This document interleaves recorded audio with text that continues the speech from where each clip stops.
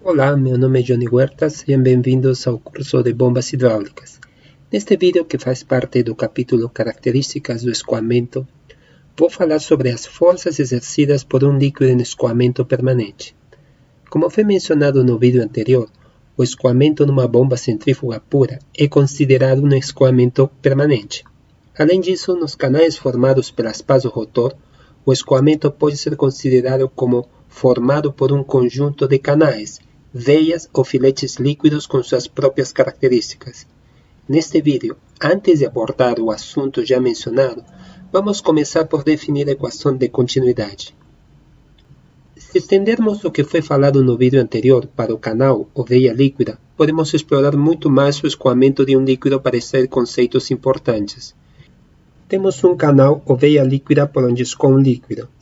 Num dado momento, partículas do fluido atravessam a seção transversal S1 e, após um tempo infinitesimal dt, atingem a seção transversal S1'. Com o canal estreitando-se, as partículas de líquido atingem a seção transversal S2 e, no mesmo tempo infinitesimal de dt, atingem a seção transversal S2'. Por ser um líquido incompressível, não pode haver concentração ou diluição das moléculas, nem acréscimo ou subtração da matéria à corrente. Então, o peso líquido que num dado tempo dt atravessa a seção S1 é o mesmo que durante esse tempo atravessa a seção S2. Então, vemos que a distância percorrida pelas partículas de líquido de B até B' é maior que de A até A'. Vamos analisar o escoamento e extrair algumas informações a partir dele. Primeiro vamos definir algumas características do líquido escoando. O líquido tem um peso específico que é constante em toda a veia.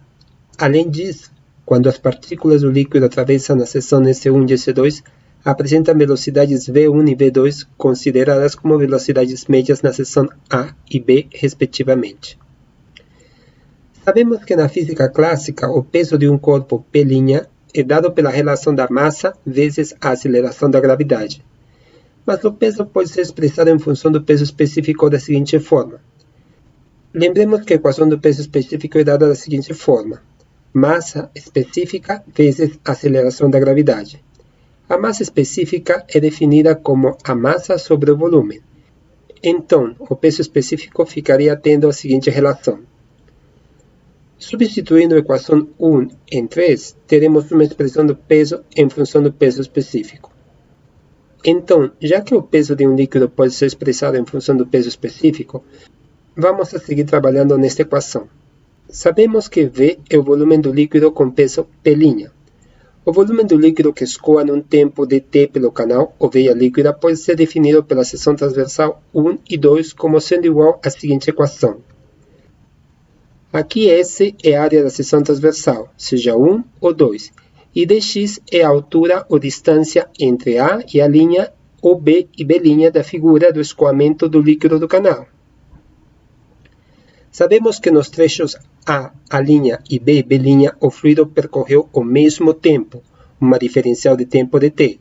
Sabemos a velocidade média V1 e V2, então dx pode ser expressado como onde, como mencionado anteriormente, V1 e V2 são as velocidades médias em A e B. Substituindo as equações 6 e 7 na equação 5, teremos uma equação do peso em função do peso específico, área e velocidade. Agora considere P como peso escoando por unidade de tempo. Lembrando que o peso P' do líquido é a massa vezes a aceleração da gravidade. Agora, quando temos o peso escoando por unidade de tempo, teremos que isto é igual ao fluxo mássico vezes a aceleração da gravidade. Ou seja, massa escoada na unidade de tempo multiplicada pela aceleração da gravidade. Agora vamos fazer a equação deduzida anteriormente. Se dividirmos essa equação por dt, teremos a seguinte expressão. Rearrumando, finalmente chegamos à equação de continuidade. Retomando o raciocínio anterior, a equação de continuidade pode ser definida pela seguinte expressão. Sabemos que peso por unidade de tempo é dada pela seguinte expressão. Então, a equação de continuidade fica também definida para o peso por unidade de tempo como sendo igual ao peso específico vezes a área vezes a velocidade. Também podemos expressar a equação de continuidade em função do fluxo volumétrico, que seria em função somente da área e da velocidade, onde o fluxo volumétrico pode estar em diferentes unidades. Tendo como premissa a equação de continuidade, onde fica definido que o peso de um líquido escoando por uma veia líquida que muda suas dimensões é constante, vamos analisar as forças que um fluido exerce quando escoa livremente por uma veia líquida ou canal. Consideremos a veia líquida limitada por paredes de quaisquer material ou pelo próprio líquido em movimento. Imaginamos que as seções A0, B0, AB e A1, B1 sejam planas e inclinadas em relação à linha média. Vamos determinar a resultante do sistema de forças que o líquido escoando da seção inicial à final exerce sobre as paredes da veia. Para o regime permanente, o plano A0, B0 desloca-se de forma que seu centro de gravidade percorre a linha média com a mesma velocidade que o líquido. Considere agora a seguinte situação. No instante t, o plano se encontra em AB. Após um tempo dt, tempo infinitesimal, o plano se encontra na posição A'B'. Vamos admitir que todo o líquido contido na veia está dividido em trechos elementares de volumes iguais, como o que se acha entre AB e A'B'. Cada um desses trechos elementares da veia exerce sobre a superfície lateral um sistema de forças cuja resultante pode ser chamada de dF. Vamos analisar quais são as forças envolvidas no escoamento desse trecho. O elemento líquido estará submetido então às seguintes forças. dP, peso próprio, força vertical aplicada no centro de gravidade do elemento e dirigida de cima para baixo. K, força normal à face AB, aplicada no seu centro de gravidade, produzida pela pressão aí reinante dirigida de fora para dentro. K', força da mesma natureza de K, porém localizada na seção A'B'. E menos diferencial de F, ou força exercida sobre o líquido pelas paredes laterais, igual e contrária a dF.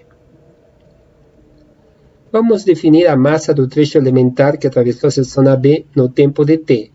Sabemos que o fluxo mássico é dado pela variação da massa que escoa com respeito ao tempo. Então haverá uma diferencial de massa que atravessou a seção AB no tempo diferencial definida como dm. Por outro lado, sabemos que o somatório das forças é igual ao produto da massa vezes a aceleração. Temos a equação de equilíbrio. Substituindo as forças do trecho em escoamento na equação de equilíbrio temos, onde o somatório de forças correspondente às forças antes mencionadas e o termo da massa, neste caso, fluxo mássico vezes aceleração, seria o termo que aparece na equação. Isolamos o termo da força que a parede exerce sobre o líquido, já que seria igual, mas de sinal contrário, ao que o fluido exerce sobre a parede da veia líquida. Este termo representa a força exercida pela parede ao fluido em escoamento. Considerando que cada elemento fornece uma força elementar dF, a soma geométrica de todas as forças dF fica sendo igual a F. Em outras palavras, considerando no trecho maior do canal que vai de 0 a 1, dizemos que a força ficaria sendo como o somatório das diferenciais do peso, das forças K e K' e do termo massa vezes a aceleração. Podemos transformar esse sistema em outro equivalente formado por apenas 5 forças finitas. Temos o sistema parcial que representa o peso total do líquido contido no canal. Temos que a cada força K' de um trecho da veia corresponde a uma força K do trecho seguinte igual e oposta. Essa força K corresponde à pressão vezes a área onde ela é aplicada. Dessa forma temos para a área 0 e para a área 1. Temos o sistema de forças de inércia, sendo o fluxo mássico uma constante, podemos dizer a variação vetorial total sofrida pela velocidade desde a seção de entrada no canal até a seção de saída é a soma geométrica das variações parciais de V. E cada uma destas vem a ser a diferença vetorial das velocidades na saída e na entrada de cada trecho. Então, podemos dizer que o fluxo mássico vezes o somatório das variações parciais da velocidade é igual a menos o fluxo máximo vezes a velocidade na saída do canal, mais o fluxo máximo vezes a velocidade na entrada do canal.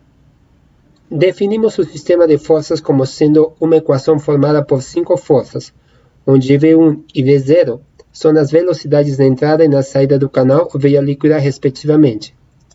Ou seja, o sistema de forças que um líquido em escoamento permanente exerce sobre as paredes de uma veia ou dispositivos, no interior do qual escoa, é equivalente ao sistema constituído pelas 5 forças finitas. Peso P do líquido contido na veia. Força de pressão P0 vezes S0 normal à seção de entrada. Força de pressão P1 vezes S1 análoga à precedente, mas aplicada na seção de saída. Força fluxo máximo vezes velocidade de entrada resultante da velocidade aplicada no centro de gravidade da seção de entrada e dirigida de fora para dentro. E força fluxo máximo vezes V1, análoga à anterior, aplicada na seção de saída e de sentido contrário ao da velocidade, força de reação.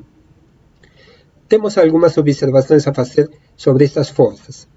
As 5 forças obtidas são as que produzem o movimento nas máquinas motrizes hidráulicas. Nas rodas de água de cima, a preponderância da parcela P. Nas rodas de água de lado e de baixo e nas turbinas hidráulicas, são as forças resultantes das velocidades as responsáveis pelo funcionamento. Nas máquinas operatrizes hidráulicas, bombas, a movimentação das paredes dos canais pelos meios mecânicos transmite ao líquido forças do tipo PS, forças de êmbolo, e do tipo fluxo máximo vezes a velocidade, ou forças de inércia, nas bombas centrífugas. Para finalizar, neste vídeo vimos sobre a equação de continuidade para um líquido que escoa numa veia líquida e sobre as forças exercidas por este líquido nas paredes do canal. No próximo vídeo veremos as energias envolvidas no líquido que escoa livremente numa veia líquida ou canal.